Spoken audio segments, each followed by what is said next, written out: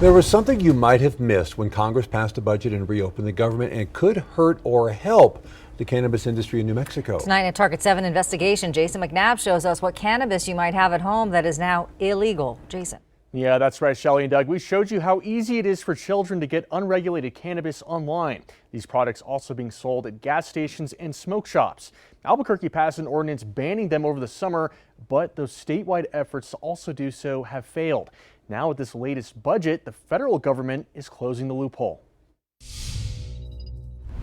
Over 7 years ago, Congress passed the Farm Bill, allowing hemp production in the United States. Since the Farm Bill passed, you could grow hemp legally, you could get bank loans, you could act like any other business. Pat Davis is an industry expert who sat on the governor's board to legalize marijuana in New Mexico. He says hemp has grown into a large industry in the state since it took off over half a decade ago. We have a lot of hemp producers, manufacturers, and a lot of jobs. He and other cannabis experts say manufacturers took advantage of the Farm Bill to make intoxicating products out of hemp. They convert its non-intoxicating compounds in a lab to those that will get you high. That is called Delta 8 THC. Rachel McLaughlin is the CEO of Verdis Cannabis.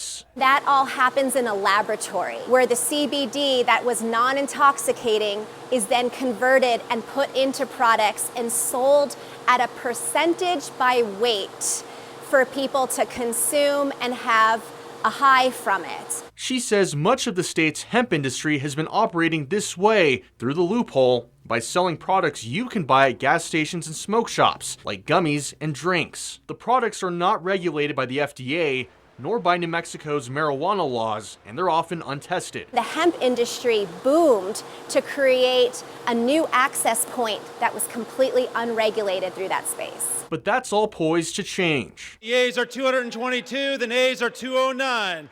The bill is passed. When the government reopened last week, a provision was snuck into the funding bill. It bans hemp products that contain more than 0.4 milligrams of THC per container. Take a look at these hemp-derived gummies, for example, which were bought at a smoke shop, not a dispensary that sells state-regulated marijuana.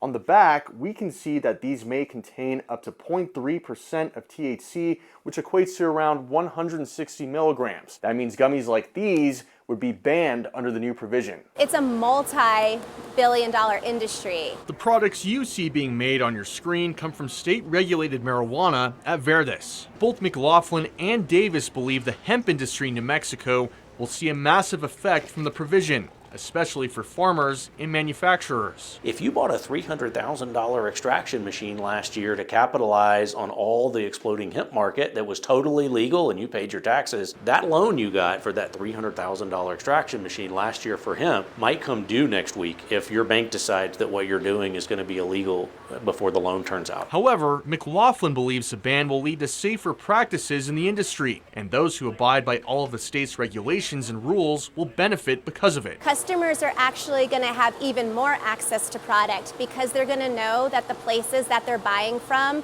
truly are testing and are living up to the label that's on the product. Now, retailers will have a year grace period to sell off their existing supply of hemp-derived products from their shelves.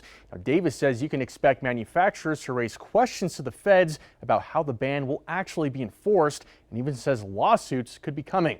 For Target 7, I'm Jason McNabb. And if you have a tip for us to investigate, call 505-884-6347 or email us at target7tips@koat.com.